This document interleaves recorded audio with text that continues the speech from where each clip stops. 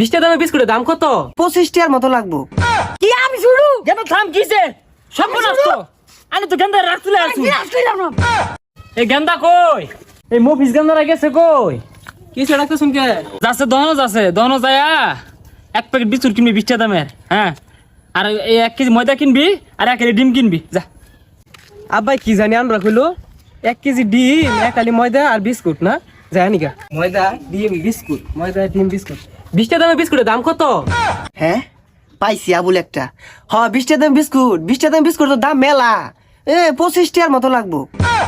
দেন আর 1 আলি ময়দা আর 1 কেজি ডিম দিন। কারণ দিতাছি ইদুম কাস্টমারই তো আমার দরকার, আইনে প্রতিদিনই আইবাইন। আচ্ছা ভাই সব মিলা কয়টা হইছে?